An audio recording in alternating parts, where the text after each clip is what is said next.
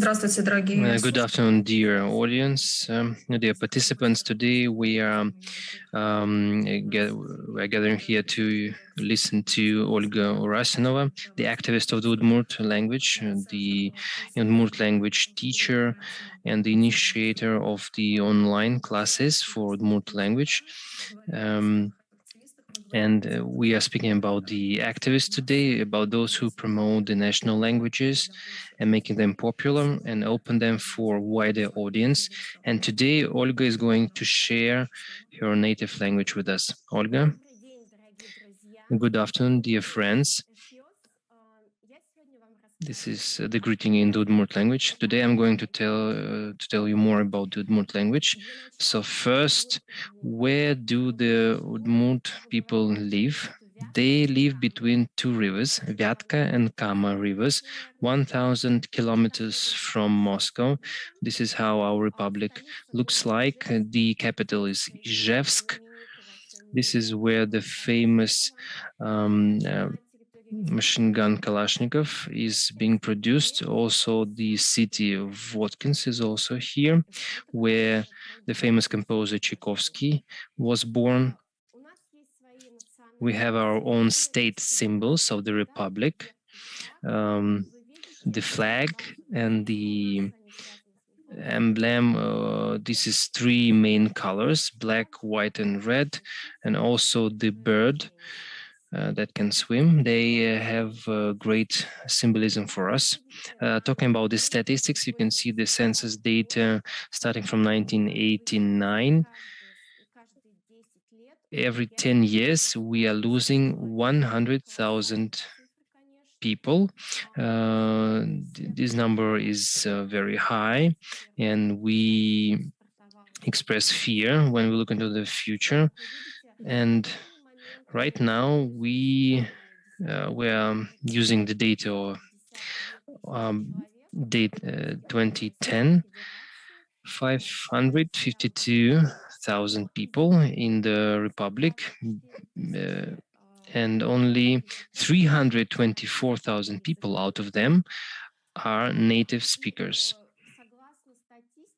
And according to the statistics, about 28% of population of the Udmurtia believe themselves to be the Udmurt population. We are assimilating fast and we are losing our language.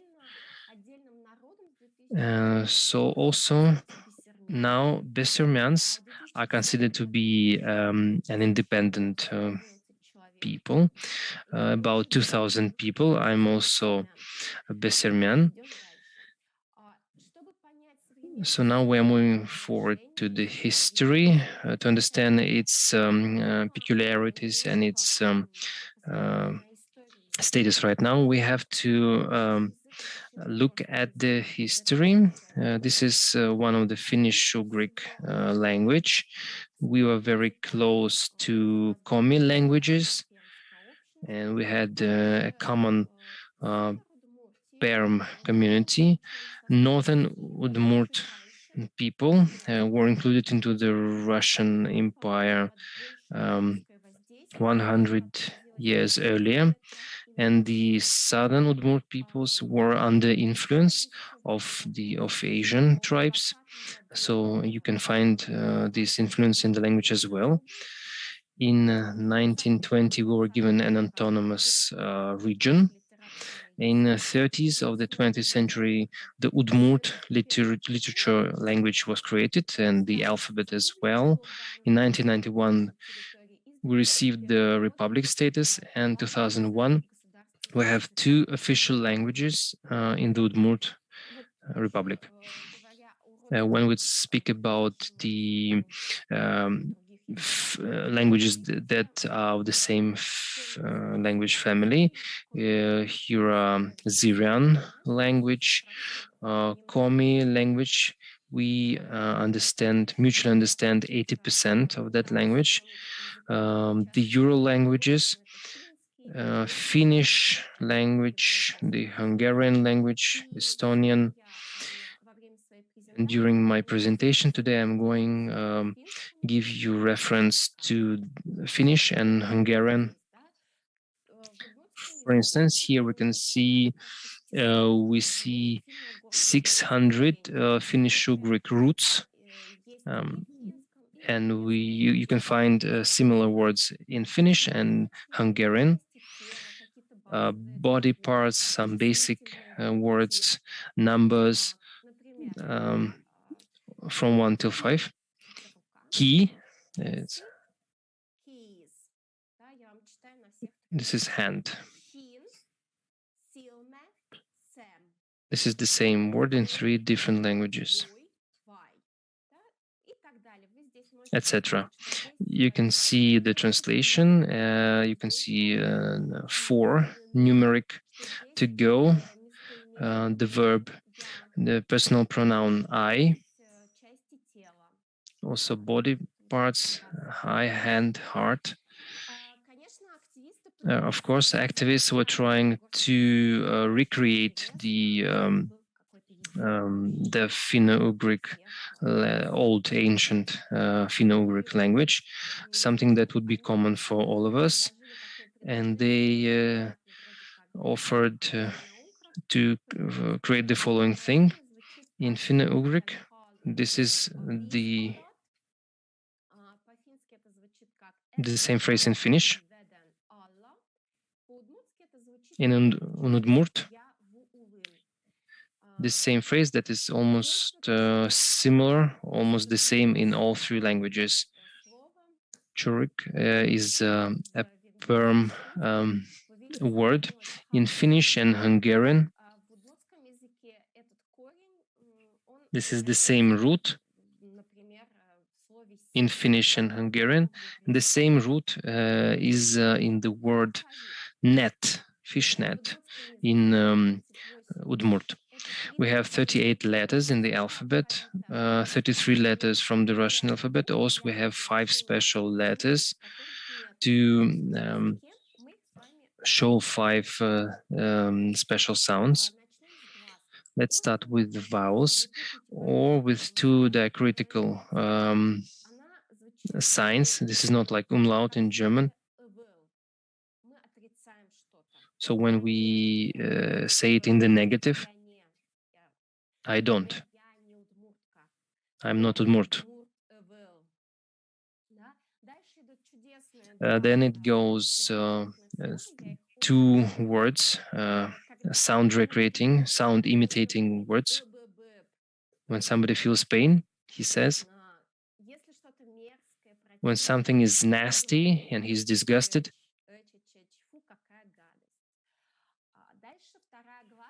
so the second vowel with 2 diacritical signs, E letter from the Russian alphabet. It sounds the same like E, but to make the sense difference, the meaning difference,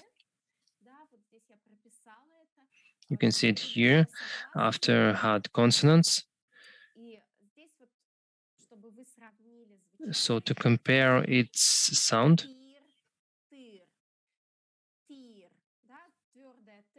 ankle sounds like, it sounds after a hard consonant. A cup of tea, it sounds almost like in English. J with 2 diacritical signs, sounds like Jack London, Jack. In Russian, they don't have this sound, but they have it in English. Porridge, table. Z letter from the Russian alphabet with 2 diacritical signs.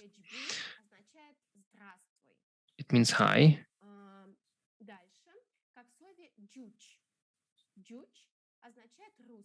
Means Russian. Ch with 2 diacritical signs. Cat. Noise, noisy. At the same time, soft sounds like S sounds more like the Russian sh sound. flower. Or, for instance, to show. Also below you can see some words that can help you understand how these words sound. I will read them aloud. You can see the translation.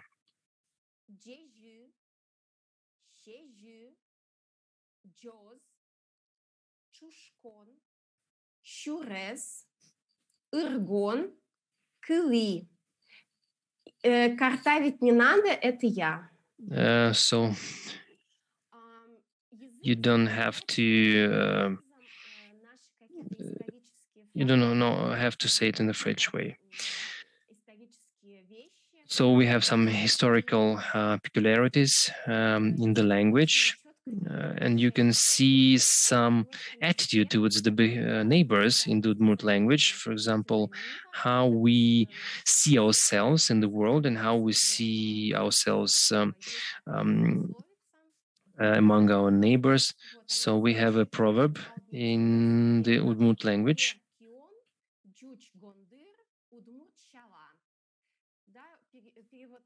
It sounds like the Tatar is a wolf, the Russian is a bear, and the Udmurt is a bird.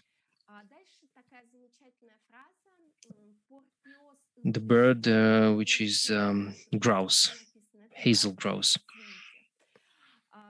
Marie boys are shooting. This is the second phrase. This is the story from the 14th, 15th century, when the Udmurt people they fought against the Mari people for the lands. And when it's very cold and when the logs are cracking from frost and from cold in the forest, they say that the Mari boys are shooting. So we remember those events, those battles between our brotherly peoples that happened centuries ago. And the Mari people also have the same or similar proverb. They say the Udmurt boys are shooting when it's very cold. So when the Mari wedding, it sounds when it's the sun is shining, but it's raining. Something that we don't understand, the sun shower. So we call it the Mari wedding.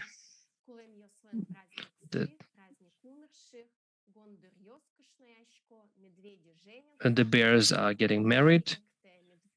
The bear is dancing. These are the same variants for saying sun shower. The feast of the dead. The bears are getting married. Features of the Udmurt language. It is a Finno-Ugric language, and like in all Finno-Ugric languages, we don't have gender to define he, she, it. We use the same word, and we understand from the context who we're talking about, male or female, so we add some words. So this is he, she, it in Hungarian, and in Finnish. And I think that in Finnish they have another word for inanimates, I guess. The stress. In Hungarian, Finnish, and Udmurt, the emphasis, the stress falls on the first syllable, but due to Tatar language influence, this stress now falls on the last syllable. There are some exceptions. The imperative form, go. The negative form in Udmurt,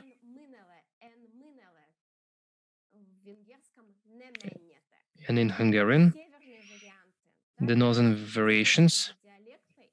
So the northern dialects, I'm speaking the northern dialect, we pronounce the verbs without the last syllable stress, but with the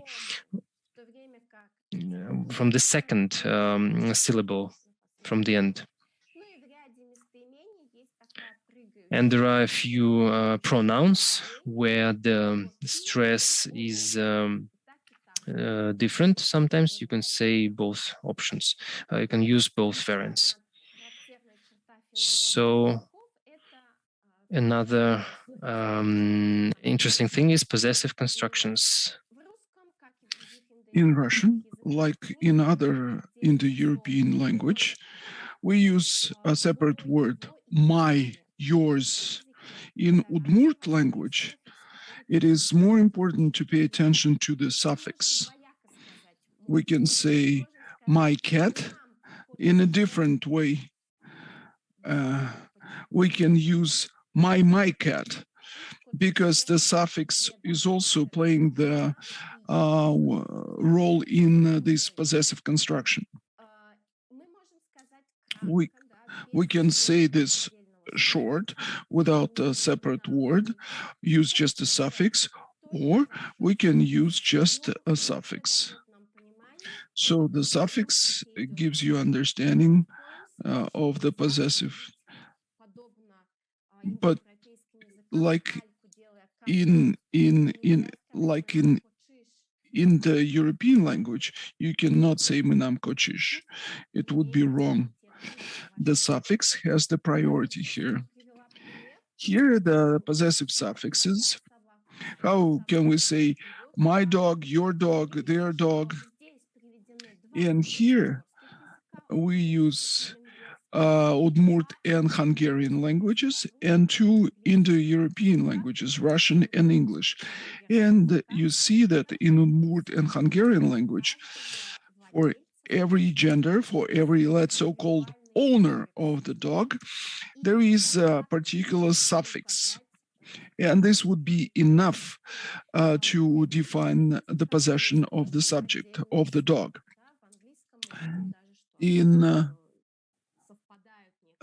And you see that in this respect, you see there is a greater variety in Finno-Ugric languages. And of course, the cases. People are scared off by cases in our language. So these are the books, and the books are on the shelves. You always know where's the book you need on what shelf. We have 15 cases. 8 of them are subject-object. So it means that you can change the noun, the living noun. If it's it, you can use 15 cases. So if there is no gender, then we use so-called local genders. In dialects, we have other additional cases. In common, there will be 20 cases altogether, but literally language has 15 cases. In Hungarian, there are 18 cases. Before, they had 28. In 15 there are cases in Finnish languages, maybe more. So what is a case in fact? That's why the difference in counting the numbers. So this is quite a difficult topic for those who just approach learning the language. There are 15 cases, and there are 2 declensions. There is possessive and neutral. And it depends on the suffix. And not always suffix is added right away. Sometimes there is a mix between the ending and the suffix. This, you have to just remember this, memorize it. There are 15 cases altogether.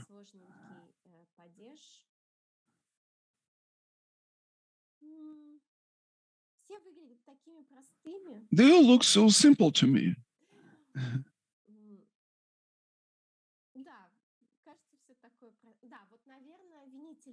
Okay, let's take accusative case. Gurtes, I see the village. Gurtme would mean I see my village.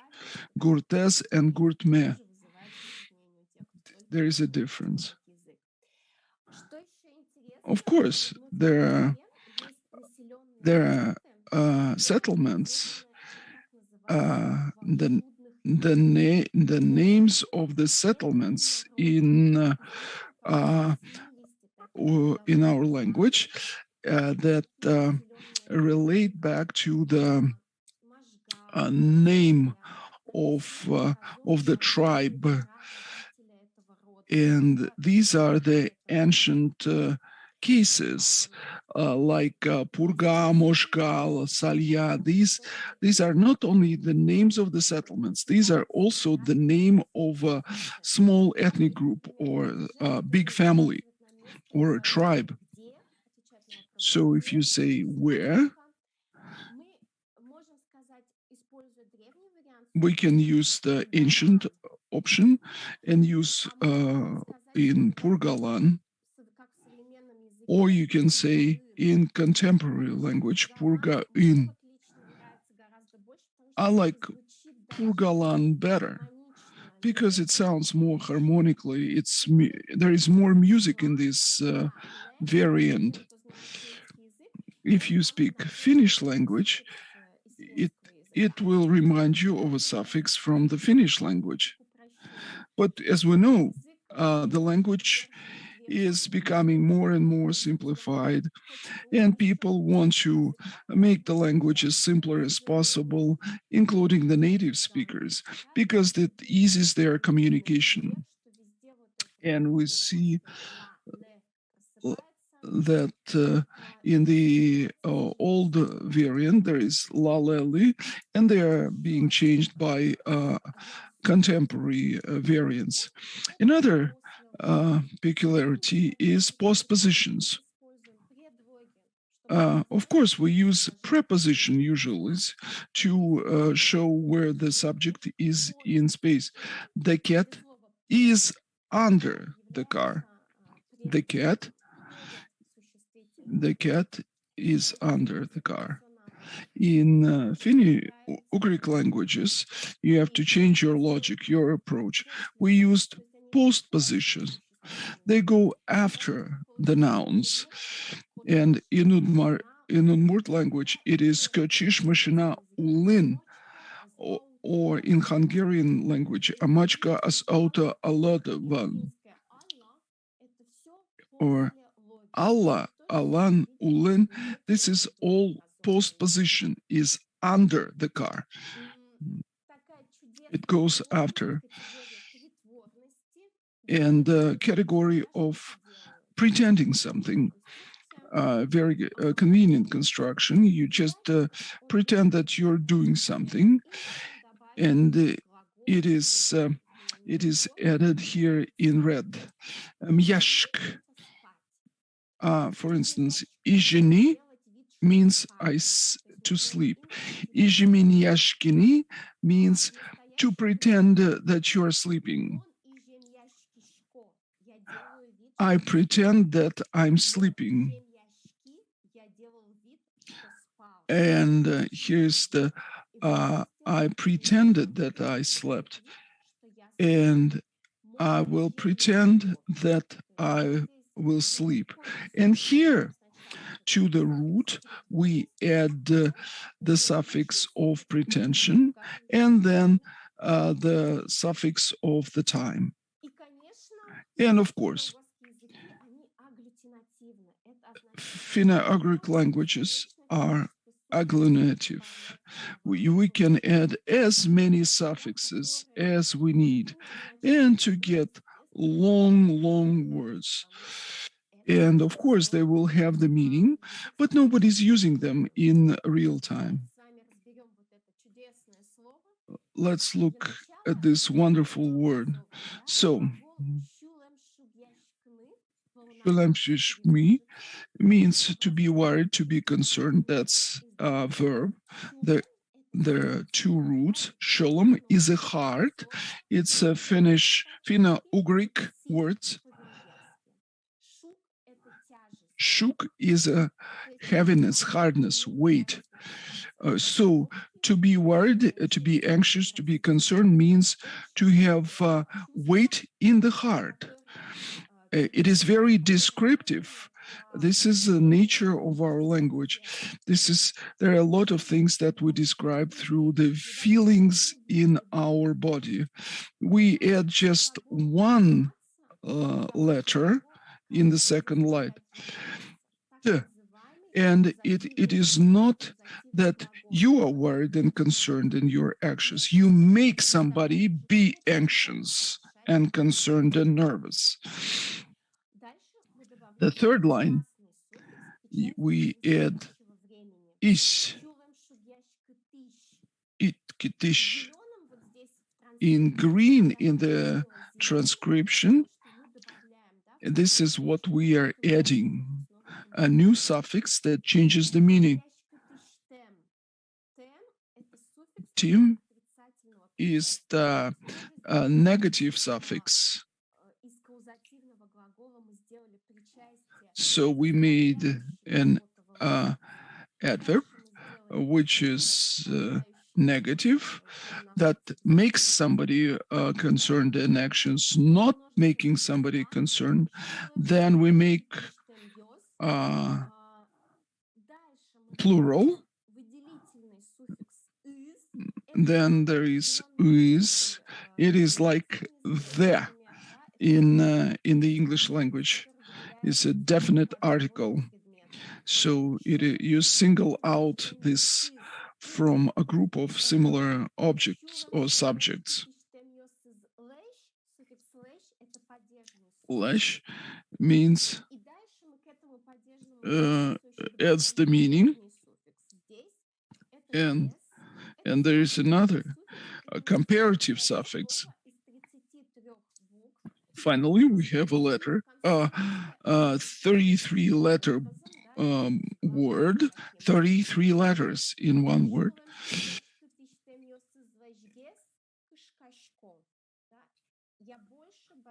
I'm afraid more of those who do not make us anxious or nervous or worried or concerned.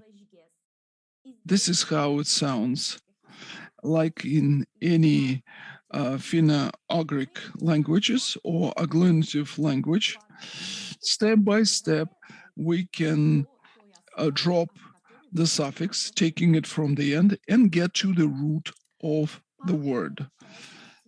Now, the parts of the body. It is also a particular part, particular feature of the Finno-Ugric languages, pairs of body parts, like two hands, two legs.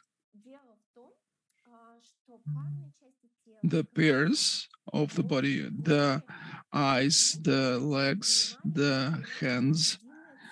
Udmurts view this as a uniform single. We don't have one glass, we have half an eye, because two eyes is one eye. We don't have one leg, we have half a leg.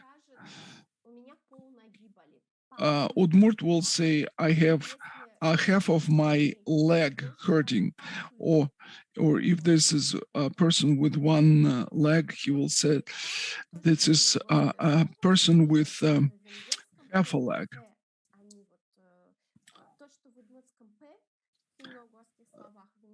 So in it is sound p in Ungur language, and it is f in Hungarian and p in Finnish language. Wonderful word, green, watch.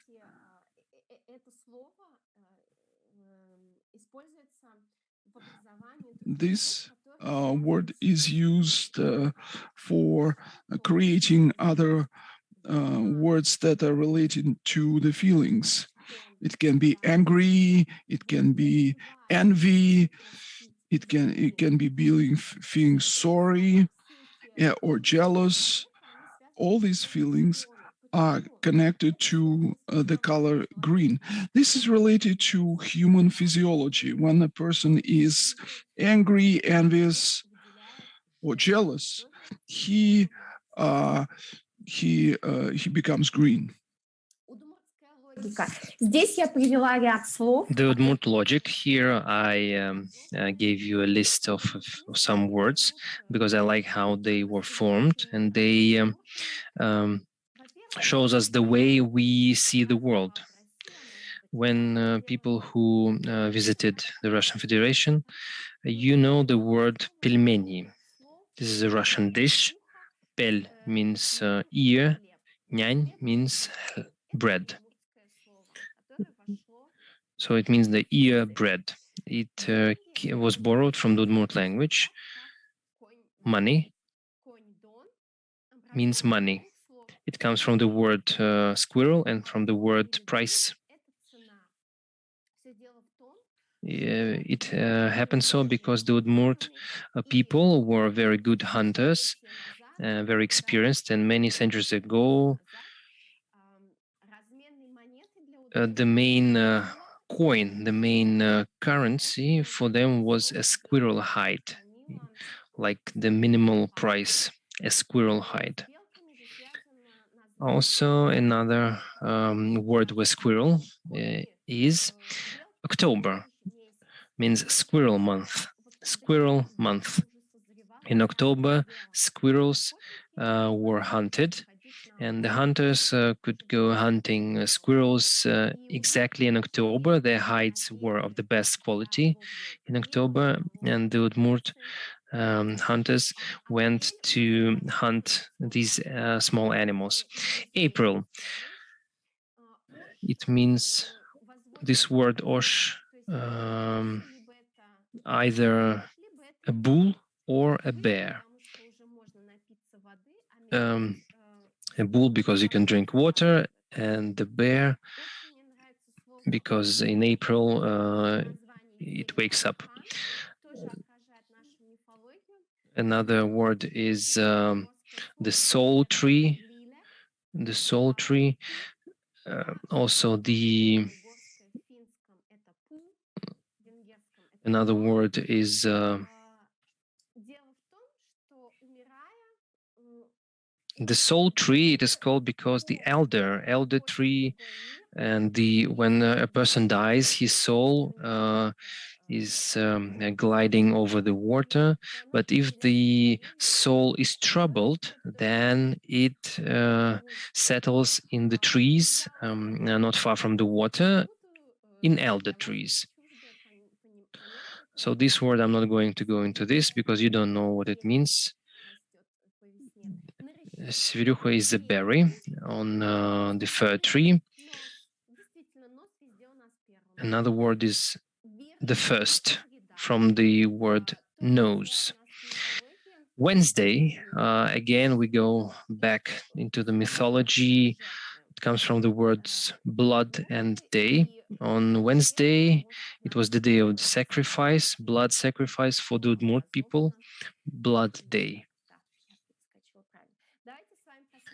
Now let's have a look at the main phrases from the Udmurt language that you will want to know if you are in Udmurtia.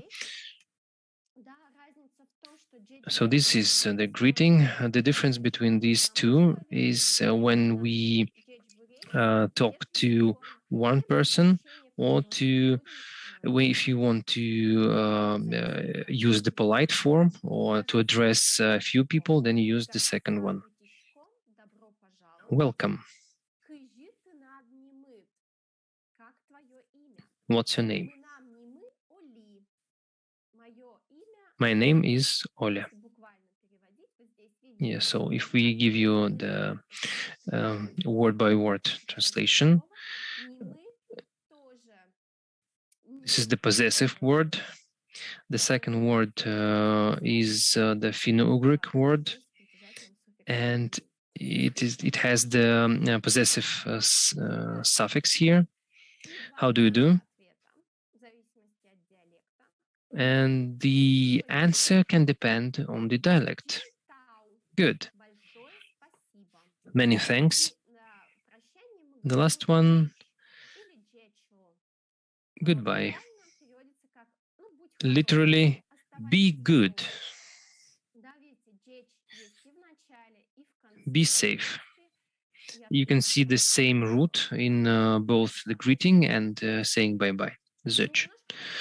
So a few words about the modern Udmurt culture. Graffiti, we had graffiti for a certain period of time. Now we don't have them anymore. They were removed. You can see John Lennon, Yoko Ono right here. You can see the English translation as well on the wall. Yuri Gagarin, I was in space and I saw the God. This is the translation.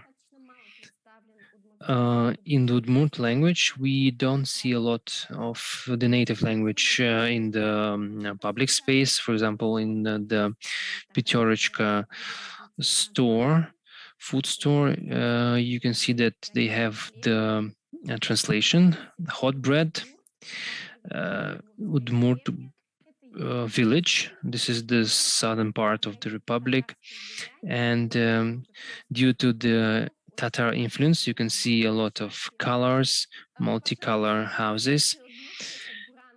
The most famous Udmurt people are grannies from Burano, who took part in the Eurovision song contest in 2012, if I'm not mistaken, and they won the second place.